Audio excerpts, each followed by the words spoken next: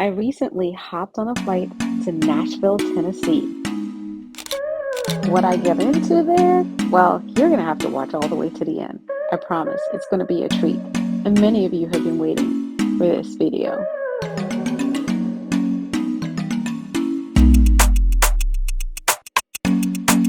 Now let's just get into it.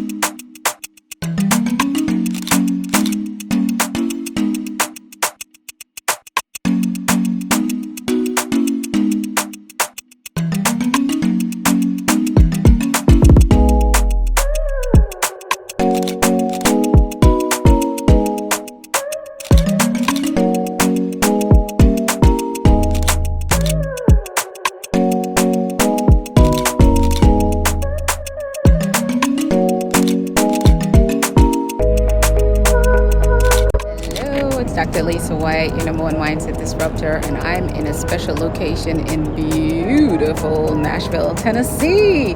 Let's check it out.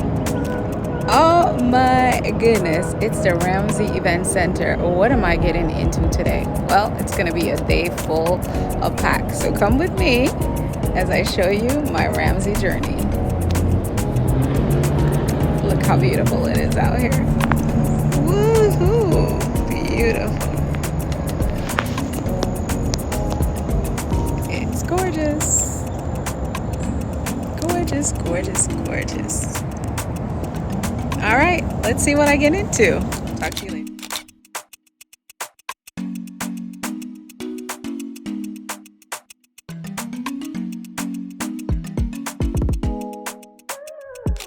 Come on over, microphone is right there on the stand for you.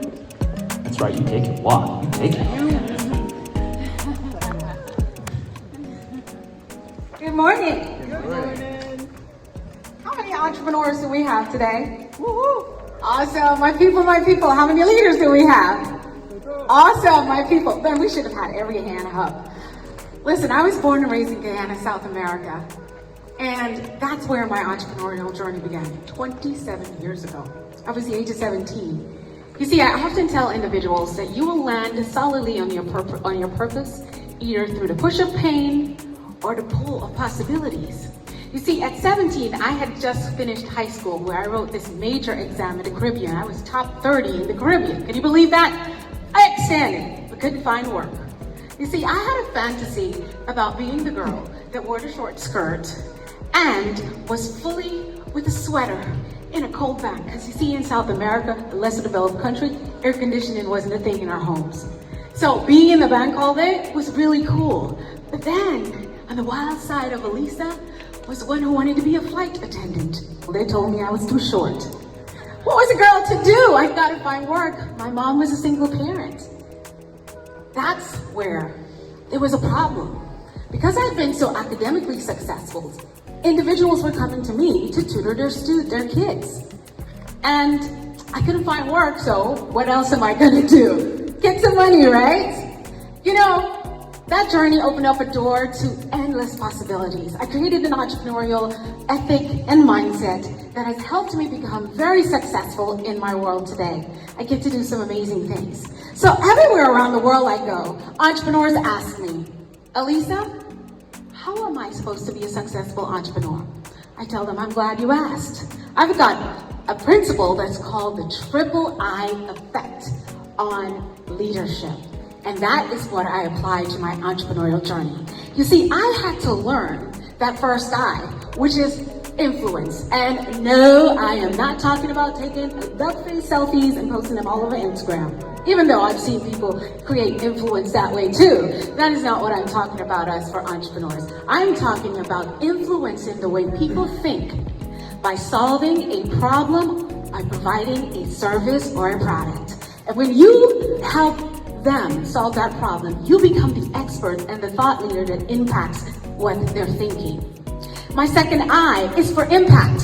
You've created influence. Now you have to show them what you believe and what you've changed their mind to be, how effective it is by being the solution. You create impact, and there is no limit in today's world as an entrepreneur how far your business can go. Just think how much video content you can record. Think about Steve Jobs. He had a mission to put the iPhone technology in the palm of every person on the planet. And he was solving a problem that we had, which is a communication problem, right? And he influenced us to where in September, most of us will be lined up for an iPhone 16. We can't do without it. So now that you've created influence and impact, your third stand is income. Of course, you're going to come to the favorite part where you're creating massive amount of income, where you can invest in others and continue to take your message and your thought leadership to the next level. I am Dr. Alisa White, your #1 mindset disruptor, and that's how you create and become a massive entrepreneur. Thank you.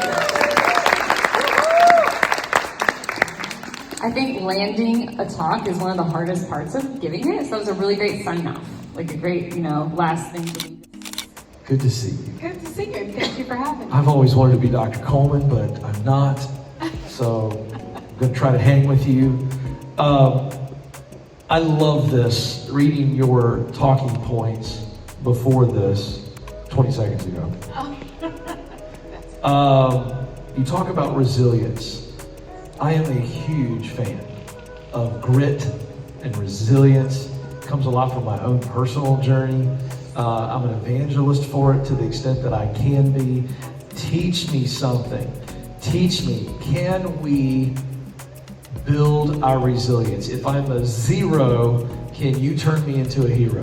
We absolutely can. How do we do that? And that is what I'm so wildly passionate about. Okay. Here's the thing about our mindset. I believe that my foundation for this is as a man thinketh, my favorite scripture in the book of life. Fantastic. As a man thinketh, so is he. And so our mindset are the lens through which we see the world.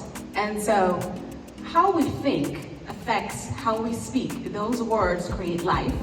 And then we put them into action. Words in action now becomes what we do, and that's the outcome of the results we get. So think, speak, do, become is a premise. So when someone is struggling... Hold on, that was good. For our podcast audience out there, we got to slow that down. You just said 4 things. Give that to us. Think, speak, do, become. Oh, well, preach. I can give an offering after that. Come on. I'm telling you, that's good. Okay, keep going. I just want to make sure our audience got that. Absolutely. All right. Think, speak, do, become is the foundation, a principle that I created to help people understand, really make all the science real simple. That once we start thinking a thought, a lot of us struggle. So I also have a premise that our mindset is the key to our success. And with that being said, when it comes to resilience, we only cannot get back because we think we can't. You know, they say a setback is a setup for a comeback. Yeah. Well, I say a setback is only a setback if you think and believe it is a setback. But if you look at it as a stepping stone that brings opportunity for learning and growth, then is when you pivot in resilience and you're able to be successful in whatever you think, spoke, did, All right, I want to get to the and you speak become. part really quick, okay? Yes. Because I want to make sure I'm understanding this. I get the thinking part. You've crushed that. Is the speak where we're going to actually speak to ourselves? Is this an audible exercise? It's how we speak and relate to ourselves, the words. When we create feelings from whatever we've experienced, we start to give ourselves messages. So that conversation starts within ourselves. And then we begin to speak that to others. And that's what we're doing to create a reality, because now actions follow those thoughts, words, and actions. Love it. I'm going to give you one I heard a long time ago, and then my mentor, John Maxwell, one of my mentors, worked for John. Mine too. He wrote his book, Failing Forward. And the title is that's right. Sometimes you win, sometimes you learn. Yes. And he played off of the lose phrase. That's so right. that's really good. Exactly. All right, Modesta, we're going to talk about leadership, one of my favorite things. Love that. Hey, how about this panel? The ladies bringing it. Wow. Okay, we're good on time, so I got to give you some quick feedback. Just really fantastic. My favorite thing is where you jumped into the Netflix question for your panelist. That, again, that's where you stand out, and you jumped in on that. Both of you did, of course, but I love how I gave you something else, and you went, I kind of want to get to this. Again, politicians do that on Sunday morning shows all the time. In fact, that's all politicians do. They never answer a direct question. In this case, you really have the freedom to do that, even in television. If the anchor doesn't ask you the question that you want, if you can tie it in and you're winsome in how you do it, I didn't feel disrespected in that. That was really well executed. I'm just calling that one thing out because that's a really good technique, and it didn't feel pushy at all. It didn't feel like she was doing anything awkward. It was really, really good. Great opinions, strong opinions. Great job. You're on the tail end of it. Two people in front of you. Thought you came in and brought something really, really unique there. So give them some love. That was great. All right, pew, pew, pew. Come on over. Microphone is right there on the stand for you. That's right. You take your walk. You take it.